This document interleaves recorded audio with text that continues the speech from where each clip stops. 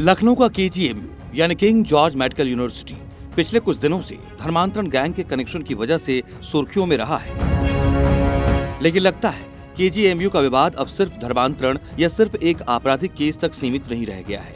पूरा मामला अब संस्थागत, सामाजिक और प्रशासनिक चुनौती बनता जा रहा है।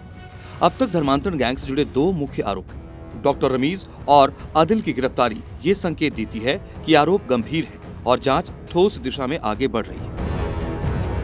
लेकिन सवाल यहीं खत्म नहीं होते। अब इस विवाद में नया मोड़ आ गया है। लखनऊ के केजीएमयू परिसर में मस्जिद और मजार होने की नई जानकारी सामने आई।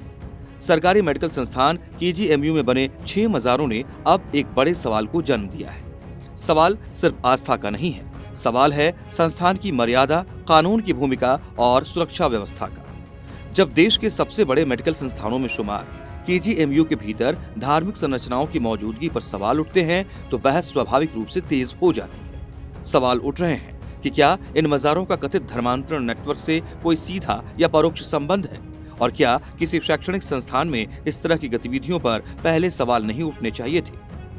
आस्था, व्यवस्था और कानून के इस टकराव ने केजीएमयू को बहस के केंद्र में ला खड़ा किया। केजीएमयू यूपी का सबसे बड़ा सरकारी अस्पताल है। ये सरकारी अस्पताल 2.5 एकड़ में फैला हुआ है। इसी केजीएमयू के डॉक्टर रमीज को लेकर लगातार नए खुलासे हो रहे हैं। अस्पताल के अंदर धर्मांतरण को लेकर कई खबरें भी आईं, जिसकी जांच चल रही है। अब केजीएमयू के अंदर बनी मजारों पर सवाल उठने लगे हैं। केजीएमयू परिसर में मौजूद 6 मजारों को लेकर हलचल तेज हो गई है। इन मजारों की मौजूदगी पर सवाल उठाए जा रहे हैं कि क्या इनका किसी तरह धर्मांतरण गैंग से कोई संबंध है।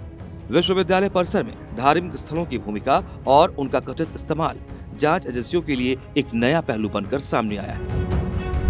बीजेपी के प्रदेश मंत्री अभिजात मिश्रा ने योगी आदित्यनाथ को एक पत्र लिखा है। इसमें केजीएमयू से अवैध मजारों को हटाने की मांग की गई है।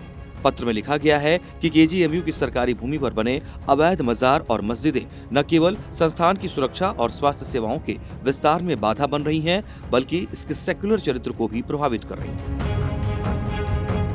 हाल की घटनाओं ने इन संरचनाओं की सामाजिक भूमिका को लेकर भी गंभीर चिंताएं पैदा कर दी हैं। केजीएमयू परिसर में अलग अलग विभागों और प्रमुख इमारतों के आसपास मौजूद मजारों की लोकेशन अब इस पूरे विवाद के केंद्र में आ गई है।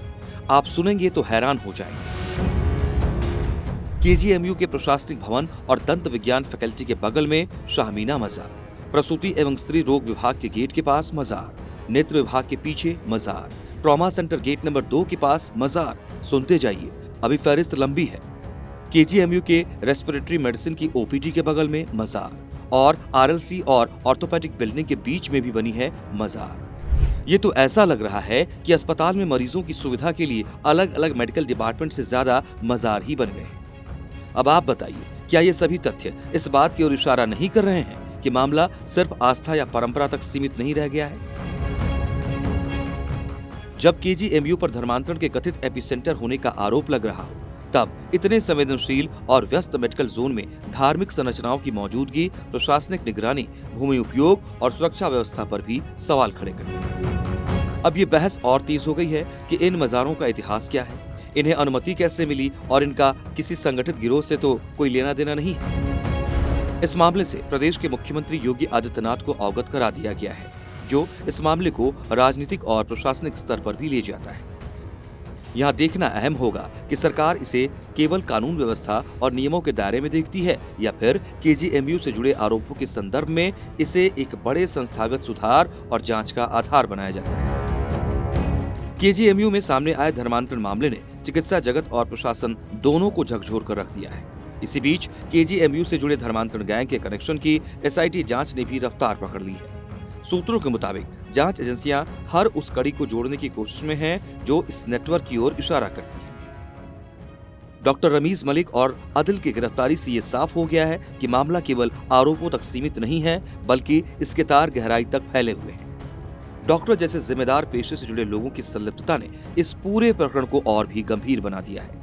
गिरफ्तार आरोपी डॉक्टर रमीज मलिक की भूमिका सबसे ज्यादा केंद्र में है और पूछताछ के साथ ही उसकी कथित साजिशों का कच्चा चिट्ठा धीरे धीरे सामने आ रहा है। धर्मांतरण और यौन शोषण के आरोप में पहले से जेल में बंद रमीज के लैपटॉप की फॉरेंसिक जांच में बड़ी मात्रा में अश्लील तस्वीरें और वीडियो बरामद की गई हैं। ये तस्वीरें और वीडियो कई युवतियों से जुड़ी बताई जा रही हैं, जिनमें अधिकतर आगरा की रहने वाली बताई जा रही हैं। जब्त किए गए लैपटॉप की फॉरेंसिक जांच में बड़ी मात्रा में डिलीट किया गया डाटा भी रिकवर हुआ।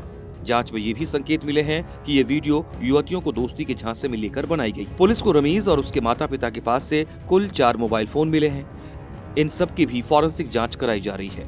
इसके साथ ही रमीज की मदद करने वाले लोगों और पैसों के लेन देन से जुड़े तथ्यों की भी पड़ताल की जा रही है। जांच एजेंसियां अब ये पता लगाने में जुटी हैं कि क्या इस डाटा का इस्तेमाल ब्लैकमेलिंग के लिए किया गया। अब सबकी नजर एसआईटी की जांच और आने वाले खुलासों पर टिकी हुई है। ब्यूरो रिपोर्ट, जी मीडिया।